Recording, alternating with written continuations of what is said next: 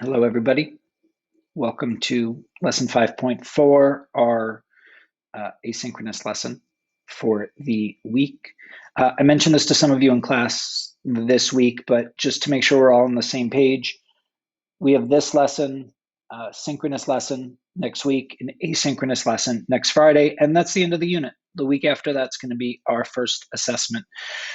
So just wanted to kind of let everybody know that time is moving forward and we're very quickly approaching the end of our first unit of the semester. It'll be February before I see most of you again at this point. So before we get into new content, I just want to provide some feedback, global feedback on the first video I posted. So 5.1 at this point, not last week, 2 weeks ago. Just a couple things I saw kind of consistently throughout everybody's work I wanted to address. The first thing is try to define vocab in your own words. It's going to help you retain the information. A lot of you are just copying from the slides or just repeating what I say in the video. That's fine enough. But as far as assessments goes, as far as kind of learning goes, you're going to do better if you at least kind of attempt to put the content into your own words. Second point I want to make, if you're going to use Google, I don't mind you using resources that you have at your disposal. Keep in mind that you're not always going to be at home, so you're not always going to have these resources. And also keep in mind other teachers may feel differently about it, but I don't mind you using resources you have in front of you. Just a couple points. Don't copy your high school juniors. Plagiarism is not okay. I'll give you zeros. That's pretty straightforward. I think you all sort of know what that looks like. The second point I want to make is be careful. The language that I'm using, the words that I'm using, the definitions I'm giving you are in the context of our class. They're specific to US history. They're specific to what we're working on. If you just go to Google and you look at the first hit that you get, it's not always going to be the same. It's not always going to work in the context of what we're talking about. A bunch of you looked up answers and just copied the first thing you saw, and a lot of those answers were wrong. So just kind of keep in mind what we're doing here and be careful about sort of outside resources that you're going to use in that way. Last thing is the final question. When I asked you to ask me a question about the video, that's a skill. It's a skill that I want us to work on developing this semester. I'm going to keep doing that for the foreseeable future. Whenever you have an asynchronous lesson, one of the questions will be asking you to pose a question to me. I give a pass to those of you who didn't last week, who just said you had no questions or whatever. I'm not going to keep doing that. This is a question on your homework, just like the other questions on your homework. So there's an expectation that you answer it, just like you would answer the other questions. That's it as far as that goes. As far as the sort of looking back, talk about some new stuff today. So far, I've really focused this unit on the idea of power, the idea of powerful people during the Gilded Age. Finished our synchronous lesson this week talking a little bit about the workers. We're going to continue that trend. We're going to talk about the masses, the people that are living in the US during the Gilded Age. Start by talking about farmers.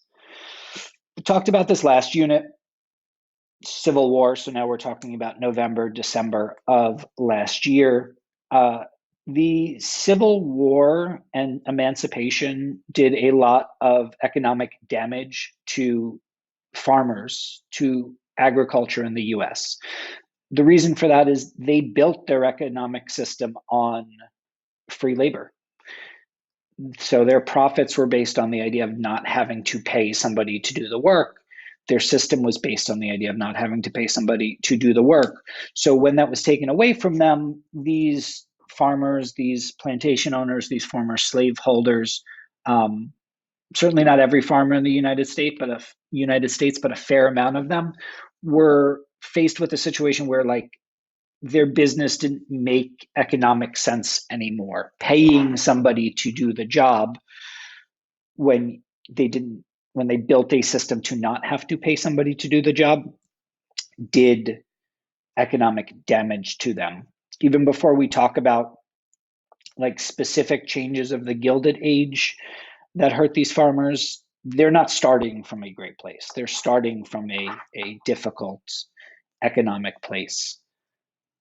So I'll move this over, some common problems that farmers are facing during the 1800s, during the period we're talking about.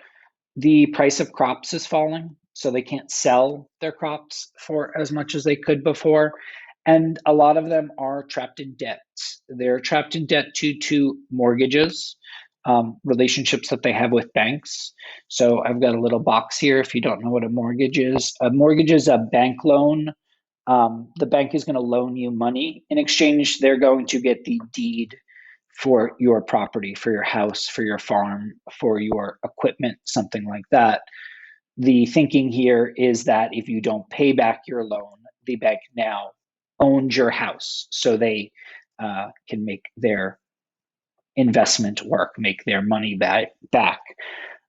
Because of this first thing, actually, because of this whole agricultural system, economic system, because of this first thing, because of other problems that they have, people have a hard time paying back these loans, and banks will foreclose on mortgages.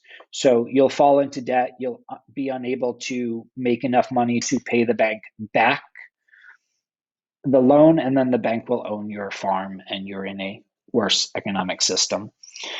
The other thing I want to talk about is railroads. Railroads start to take advantage of farmers by overcharging transportation fees. More specifically, to that last point, railroads, farms, horizontal integration, there's a lack of competition in railroads. So when a railroad says, this is the price you have to pay to transport your goods, farmers don't have a lot of choices. Farmers pay these high prices because they need to sell their goods.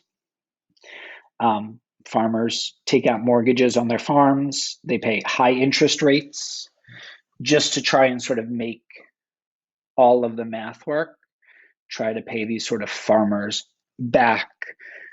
This relates to what we talked about this week, actually, because one of the things with railroads is this idea of horizontal integration. Big railroads are buying up small railroads till they're the only railroad in the area. At that point, farmers are forced to pay whatever the price the railroad decides because, again, they need to get their goods around. So farmers are in economic trouble. They take out mortgages on their home, on their property. Railroads charge a lot of money. So farmers have a hard time paying back their mortgages, have a hard time paying back their mortgages with interest, and just end up in even more sort of economic trouble as a cycle.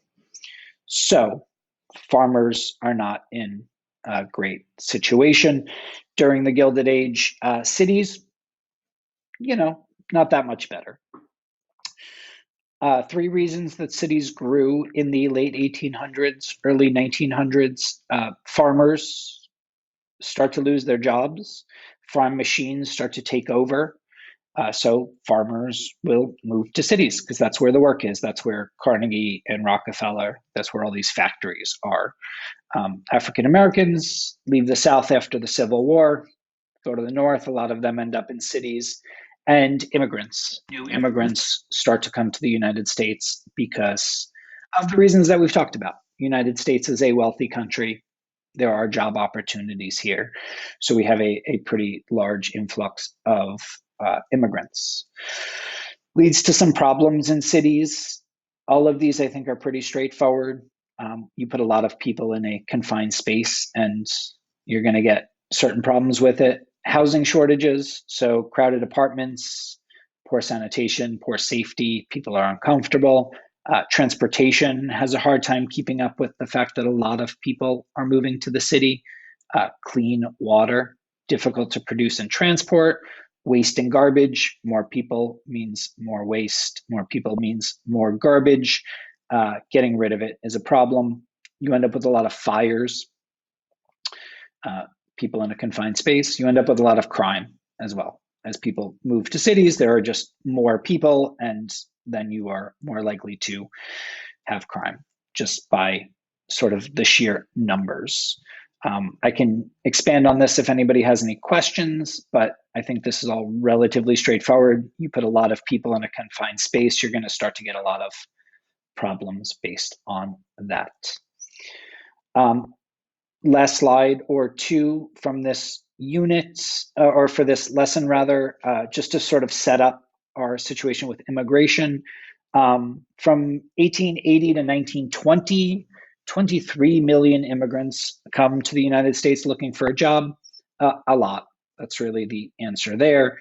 A lot of them are coming from Europe. So Eastern and Southern Europe, a lot of Catholics and Jewish people. Oh, I don't have it on the slide, but a lot of them come from Asia as well, China, Japan as well. I'm sorry that's not on the slide, but it should be. So 23 million immigrants. We have European immigrants coming from Europe. We have Asian immigrants coming from Asia. They sort of split the difference here. So European immigrants, a lot of them end up coming through Ellis Island, settling in New York, and then on the West Coast, a lot of Asian immigrants come through Angel Island and settle in San Francisco. Because many of these immigrants are poor, they end up staying where they land. So New York, San Francisco areas, just because they spend their, some of them are spending their last dollars to get here. Then once they're here, they don't have money to kind of travel around the country.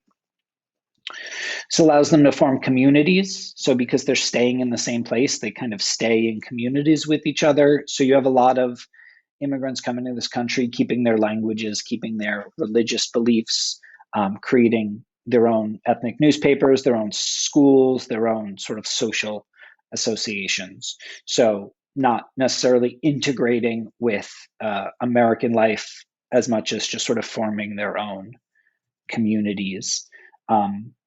There's a resurgence here of nativism, which we talked about a while ago now during the era of good feeling. The idea of like Americans wanting to keep other people out. There's a lot of attempts to limit immigration, which we will talk about next week. So where does this leave us? People in cities aren't doing great. People not in cities aren't doing great. It's a bit of a generalization, but really where we're at this point in the Gilded Age is only the rich people are doing really well for themselves. Everybody else is sort of stuck in the cycle of poverty or bad situations. The Gilded Age created wealth for industrialists, so for the owners, for the wealthy people in these industries. The economic ideas that we talked about during the first week keep everyone in check. Working to convince people that if they just do more or they work harder, they can make something of themselves. For a while, these ideas work. So people go to the job at a factory every day or work on their farm every day, and they're like, okay, well, social Darwinism, meritocracy, I just need to work a little harder, I need to do a little more. Free markets, voluntary exchange, the same idea, right? I can just make something of myself as long as I follow these economic ideas. For a while, this works, but there's only so long that people will endure these working conditions before they start to demand changes. And that's sort of the end of our setup. Next week, we're going to talk about how people react to this, what these changes end up looking like. That's it. I will see you all in class next week.